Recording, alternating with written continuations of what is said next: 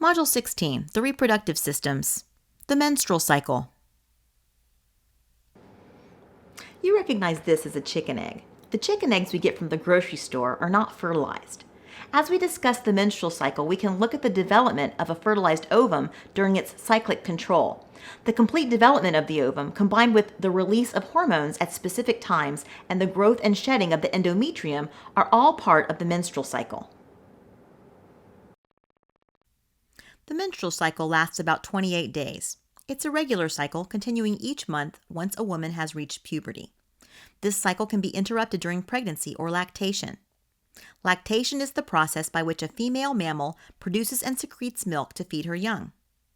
In rare cases, menstruation can also be interrupted if there is extreme weight loss. Menstrual cycles will permanently stop at menopause. Menopause is the last menstruation, the time of life after which a woman no longer ovulates. This can happen on average when a woman reaches her 40s or 50s, and it represents the time when the body can no longer reproduce. In this figure, you see a series of graphs over a 28-day cycle. The top two represent the blood levels of follicle-stimulating hormone and luteinizing hormone during that time. These two hormones are released by the anterior pituitary gland as a result of the hypothalamus secreting gonadotropin-releasing hormone, and they are responsible for stimulating the follicles for ovum development. Estrogen and progesterone are also hormones involved in this process. You can see their levels during the cycle in these two graphs. Notice how estrogen levels increase up until just before day 14. That's because the follicles in the ovaries secrete estrogen until ovulation. Then the corpus luteum secretes both estrogen and progesterone. That's why progesterone levels don't increase until after ovulation, where the dashed line is. The endometrium, or the inner vascular layer of the uterus, changes during this cycle. It begins very thick, quickly thins, and then slowly builds up again in thickness. The menstrual cycle begins with menses. Menses is a periodic shedding of the uterine endometrium, which results in blood loss from the vagina. This happens because the uterus cannot maintain thickened endometrium. During the cycle, it has slowly built up its vascular tissue, so menses is when some of this material is shed. This process is called menstruation, or a bleeding from the uterine tissue. As we study this process in more detail, you will understand why it happens. The first official stage of the menstrual cycle includes the menses and is called the follicular phase. This is when the anterior pituitary gland starts to increase its production of follicle-stimulating hormone.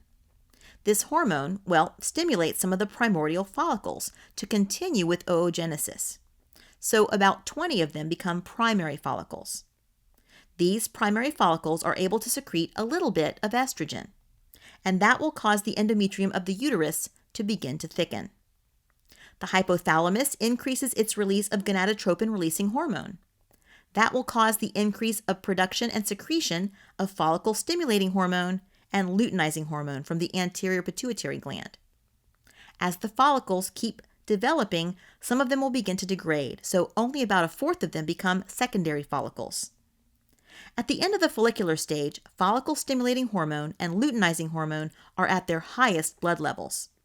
That's because there's a positive feedback system that happens. Near the end of the follicular phase, there's a change in the hypothalamus.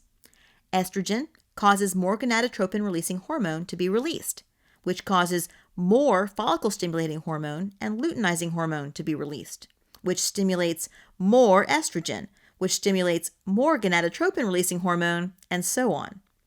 This will continue until the growing follicle gets to a point that the ovum is ejected. So ovulation ends the positive feedback cycle.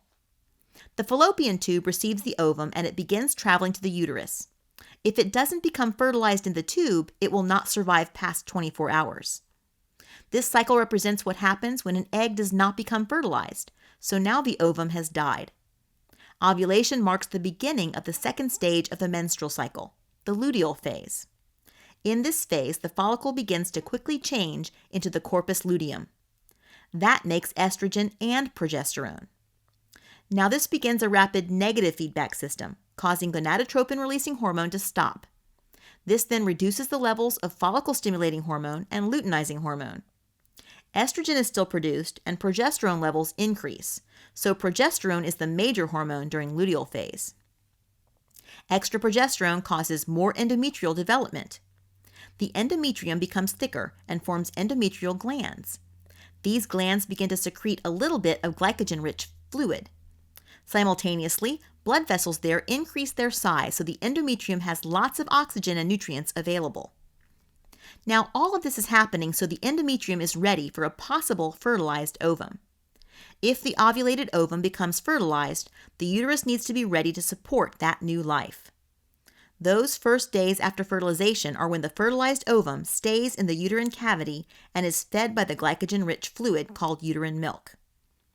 After about a week, the fertilized egg will implant into the endometrium, where it can receive oxygen and nutrients from the vascular tissue that is built up there. That's why the endometrium builds up the way it does.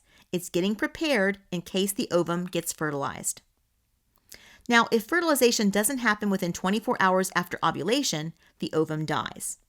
After about 12 to 14 days after ovulation, then, the corpus luteum will break down because there isn't enough luteinizing hormone to keep it maintained.